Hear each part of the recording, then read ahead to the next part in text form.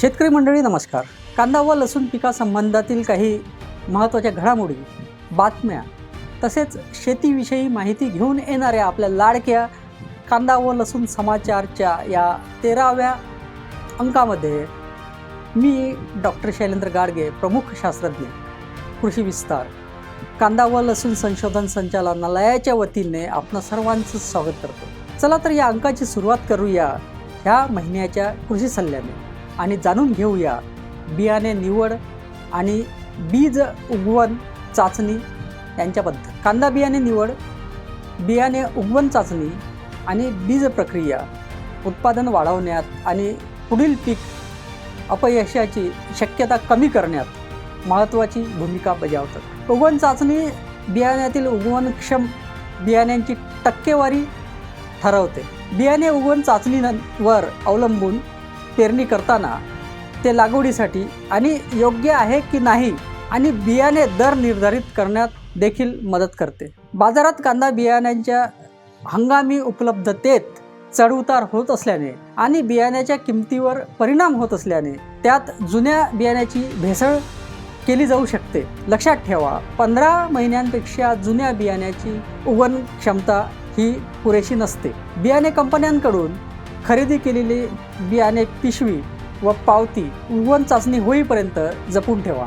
रोपवाटिका तयार करण्यापूर्वी आपण उगवण चाचणी करू शकतो.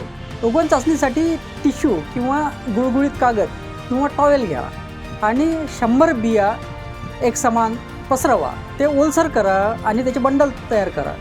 फक्त दररोज ओलसर करण्याची काळजी घेत राहा. 8 दिवसांनी बंडल काढा आणि अंकुरित बिया मोजा.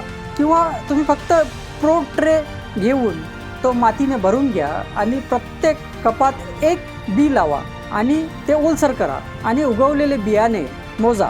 एकूण बियाणे म्हणजे बियाणे उगवण टक्केवारी होय. आता हा उगवण दर कसा मोजायचा याबद्दल थोडक्यात सांगतो. उगवण दर म्हणजे 5 ते 10 दिवसांच्या कालावधीत अंकुरित होणाऱ्या बियांची सरासरी संख्या असते. उदाहरणार्थ 100 बियांच्या ट्रेमध्ये 10 दिवसांनी 86 बिया उगवल्या तर बीज उगवण दर हा 86% असेल. जर अंकुरित बियाण्यांची संख्या ही 70पेक्षा जास्त म्हणजे 70% असेल तर त्या बियाण्याची पेरणी केली जाऊ शकते. जर उगवण क्षमता 70%पेक्षा कमी असेल तर ते बियाण्यांचे पॅकेट तुम्ही परत करा आणि परतावा मागा. किंवा जर ते घरगुती बियाणे असेल तर खात्रीशीर व्यक्तींकडूनच खरेदी करा. नमस्कार उद्योजक मित्र हो, मी डॉक्टर राजकुमार दगडखैर आपणा सर्वांचे स्वागत करतो. भारतीय कृषी संशोधन परिषदेने 12व्या पंचवार्षिक योजनेमध्ये इन्क्युबेशन ॲक्ट घटक 2 अंतर्गत 2019मध्ये संचालनालयातील कृषी व्यवसाय इन्क्युबेशन केंद्राला national agricultural innovation fund IPTM युनिटद्वारे मंजुरी दिलेली आहे. ABI केंद्राद्वारे संचालनालय शाश्वत व्यवसाय स्थापनेसाठी तांत्रिक सहाय्य, शास्त्रीय सल्ला, पायाभूत सुविधा, मार्गदर्शन आणि प्रशिक्षण देऊन संभाव्य उद्योजकांना मदत करत आहे. जर तुम्हाला तुमचा कांदा आणि लसूण संबंधित व्यवसाय सुरू करायचा असेल तर कांदा व लसूण संशोधन संचालनालय कृषी व्यवसाय उद्भावन केंद्र तुम्हाला मदत करण्यासाठी तयार आहे आणि तुमच्या नवीन उद्योगाला प्रोत्साहन देण्यासाठी तुम्हाला एक सुवर्ण संधी उपलब्ध करून देत आहे. उद्योजक बंधूंनो, या योजनेचे उद्दिष्ट कृषी व्यवसाय विकासासाठी उद्भावन सुविधा आणि तांत्रिक सहाय्य प्रदान करणे, भागधारकांच्या सहकार्याने तंत्रज्ञानाचा विस्तार करणे व कृषी व्यवसाय परिसंस्थेतील संभाव्य उद्योजकांना प्रशिक्षण देऊन क्षमता निर्माण करणे हे आहे. कांदा व लसूण संशोधन संचालनालयाने अनुवांशिक सुधारणा आणि निवड प्रक्रियेवर आधारित कांद्याचे 10 आणि लसणाचे 2 वाण विकसित केलेले आहेत. या जाती राष्ट्रीय स्तरावर प्रसिद्ध केल्या आहेत. 150हून अधिक कंपन्यांनी कांदा व लसूण केंद्राद्वारे विकसित केलेल्या बियाणे उत्पादन आणि कांद्याच्या वाणाच्या विपणनासाठी परवाना घेतला आहे आणि यशस्वीपणे व्यवसाय करत आहेत. जे उद्योजक कांदा आणि लसूण प्रक्रियेशी संबंधित व्यवसाय करू इच्छितात ते कृषी व्यवसाय उद्भावन केंद्रात अर्ज करू शकतात.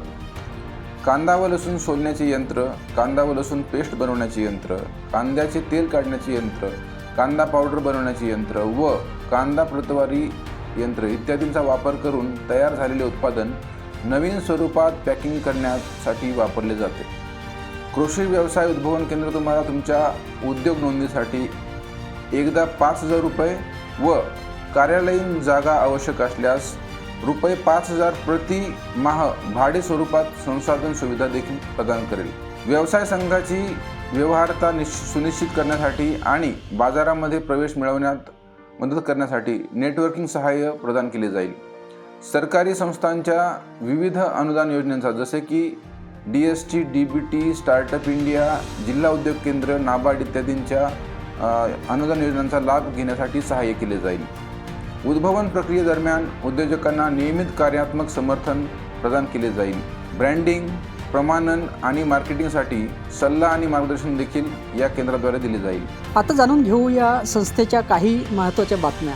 संस्थेच्या कृषी व्यवसाय उद्भावन केंद्राने 8 ते 28 मार्च 2024 दरम्यान स्टार्टअप कोहोर्ट नेटवर्किंग आणि क्षमता निर्माण या विषयावर केले प्रशिक्षण कार्यक्रम आयोजित, ज्यामध्ये 15 उदयोन्मुख स्टार्टअप्सनी भाग घेतला आणि व्यवसाय कल्पनांचे पालनपोषण आणि तांत्रिक समर्थनासाठी सामंजस्य करारावर स्वाक्षरी केली. 10 एप्रिल 2024 रोजी संस्थेचे संचालक डॉक्टर विजय महाजन, प्रमुख शास्त्रज्ञ डॉक्टर SS गाडगे आणि ज्येष्ठ शास्त्रज्ञ डॉक्टर राजीव काळे यांनी SCSP बीजग्राम संकल्पनेतून तालुका बारामती व तालुका कर्जत येथील कांदा बियाणे शेतकरी उत्पादक गटाची केली पाहणी. 25 एप्रिल 2024 रोजी जागतिक बौद्धिक संपदा दिनाचे औचित्य साधून कनाद लॅब्सचे मुख्य कार्यकारी अधिकारी आणि सहसंस्थापक अभिजित भांड यांनी IP मॅनेजमेंट या विषयावर व्याख्यान दिले, ज्यात संस्थेचे संचालक व सर्व कर्मचाऱ्यांनी घेतला सहभाग.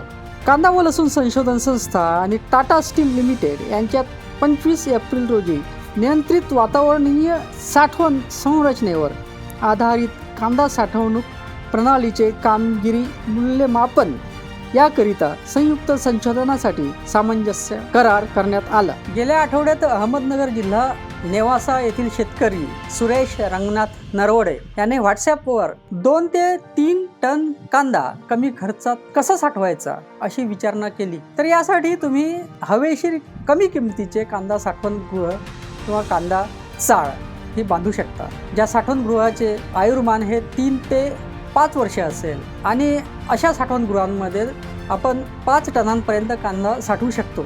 खालून साठवणगृहात हवेचे परिसंचरण हे चांगले होते आणि उन्हाळ्यात तापमान कमी सुद्धा राहते. हे साठवणगृह लहान आणि अल्पभूधारक शेतकऱ्यांसाठी अत्यंत उपयुक्त आहे. यासाठी तुम्ही कमी किमतीचे हवेशीर पाचटाचे छप्पर असलेले कांदा साठवणगृह बांधू शकता, ज्याचे आयुर्मान हे 3 ते 5 वर्षे असेल आणि अशा साठवणगृहामध्ये 5 टनापर्यंत कांदा साठवला जाऊ शकतो. या साठवणगृहात खालून हवेचे परिसंचलन चांगल्या प्रकारे होते आणि उन्हाळ्यातही तापमान कमी राहते. अशा प्रकारची कांदा चाळ किंवा अशा प्रकारचे साठवणगृह हे लहान व अल्पभूधारक शेतकऱ्यांसाठी अत्यंत उपयुक्त आहे. शेतकरी मंडळी, कांदा व लसूण पिकाशी निगडीत समस्या सोडवण्यासाठी आपण संस्थेशी व्हॉट्सॲप किंवा फोनवरही संपर्क साधू शकता. त्यासाठी संस्थेचा व्हॉट्सॲप क्रमांक आहे 84 59 71 55 76. तसेच संस्थेच्या YouTube चॅनलला सबस्क्राईब करायला विसरू नका. या अंकामध्ये इथेच थांबूयात. भेटूयात पुढील अंकात नवीन तंत्रज्ञान, नवीन घडामोडी तसेच तुमच्या समस्यांचे समाधान घेऊ. तोपर्यंत नमस्कार. जय किसान, जय विज्ञान.